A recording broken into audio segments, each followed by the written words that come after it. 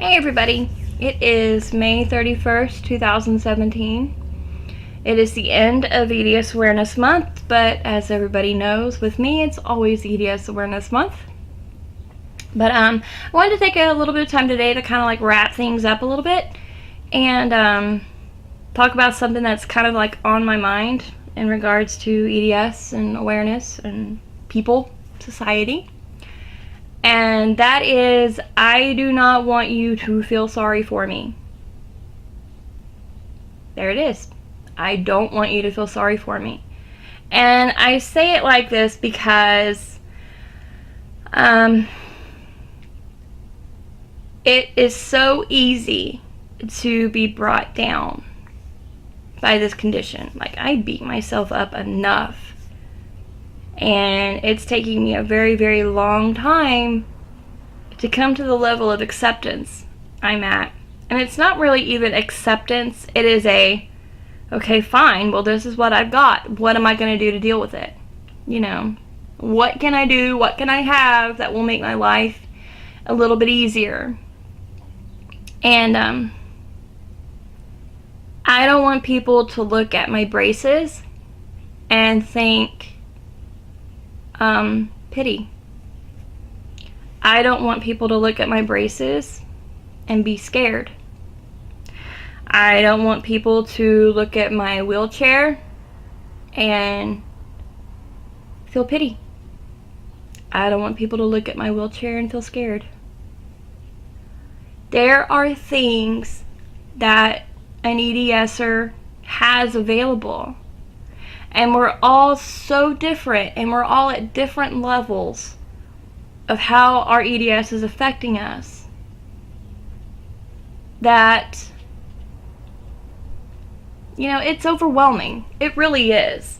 I know when I was first confirmed, and I don't use the word diagnosed, I usually use the word confirmed because I'm born with it.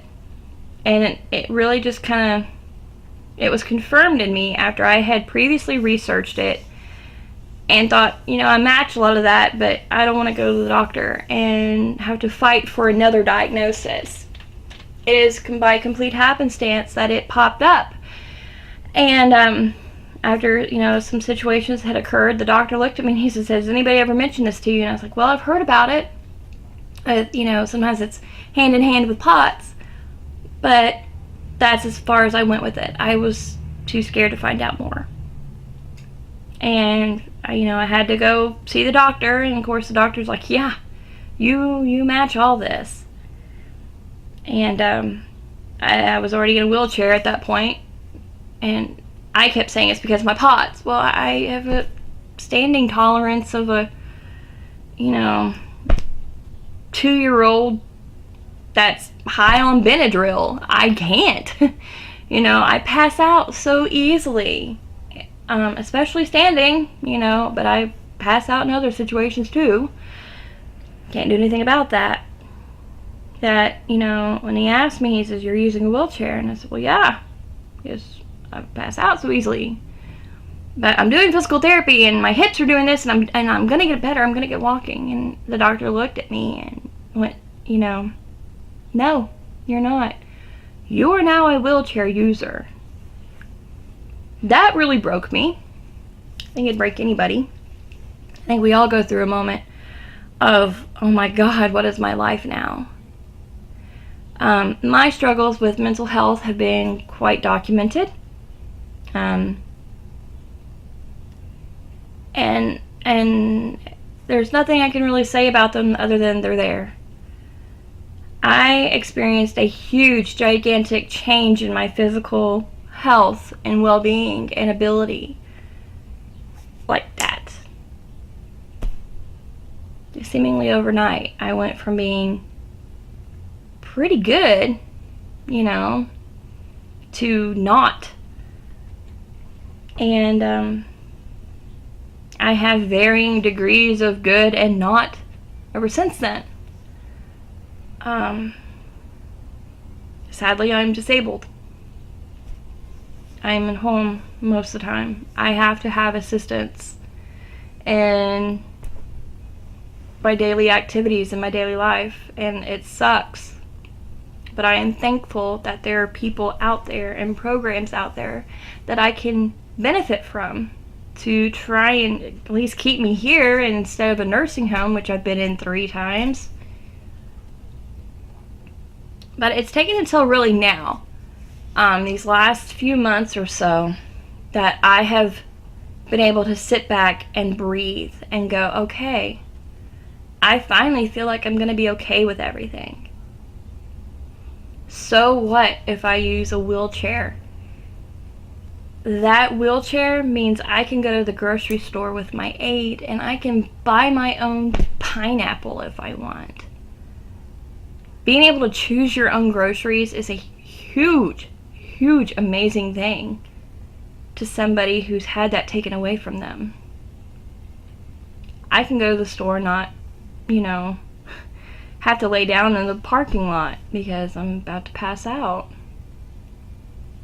I can go with my church and enjoy fellowship with my friends, or I can get together with my family and enjoy their company too. Don't feel bad for me for having to use a wheelchair or a walker or a cane or braces to keep my joints in place. Don't. Look at me and go, that's a girl who's trying to live, who's trying to survive.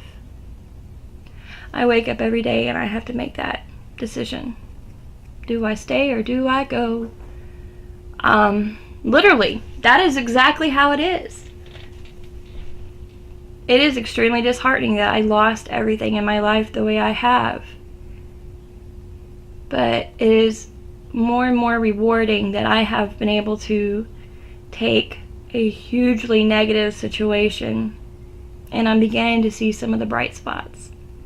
So what if I use an electric wheelchair?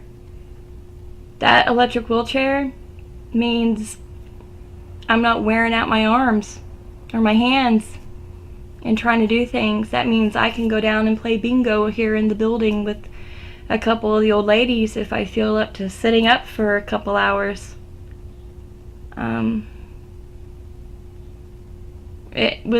With my aid, it means I can take a walk instead of having to send her for everything. We can go down a couple blocks and we can get my own milk. Don't feel bad for me for the fact that I am braced up using mobility aids, quote, stuck at home, because you know what? I feel like I'm supposed to be like this for a reason. My mom really instilled in me that everything is for a reason, and sometimes you don't know what it is until you're in it. Somebody once told me that they felt like I was diagnosed with POTS because I'm going to need to know how it feels and what needs to be done to help somebody else with POTS. And I can't help but think that is exactly true about my EDS. And maybe I'm not taking care of somebody. Maybe I'm not having them in my home like they had me in their home. But maybe I'm helping people through things like this video, like my YouTube channel, like my Facebook blog. Maybe that's what I'm supposed to be doing right now. Don't feel sorry because, it's, quote, the end of something. Be thankful that it happened. I never looked at having EDS and POTS as an end to anything. Which is kind of hard to say because I was pretty damn dark for a while. And still every now and then I have my moment where I am. But then I jump on my pages and read for a moment and see where I'm making a difference. And I see those friends who encouraged me, that live with EDS or live with POTS, and I can take that encouragement and thus encourage somebody else. So I beg you, I plead, don't ever feel sorry. Just be thankful it happened. And take a deep breath and go, all right, I have this. What am I going to do to live with it? You have two options, live or die.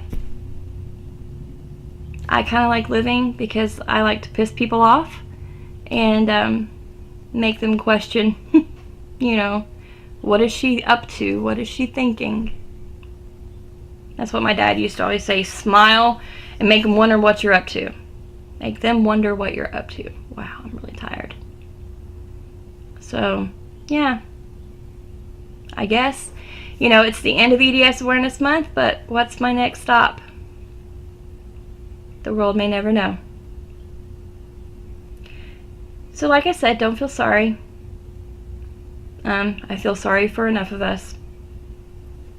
And my cat is up here asleep now, so I think I'm going to turn this off and take my night meds and really go to bed myself because it's been a very, very long day. On that note, happy EDS Awareness Month. I love you. Stay out of trouble. Catch me on Facebook at Life of Rebecca. Catch me here on YouTube. And next up should be, unless there's something else that pops into my mind and I need to make a little testimony about here, should be Snack Crate.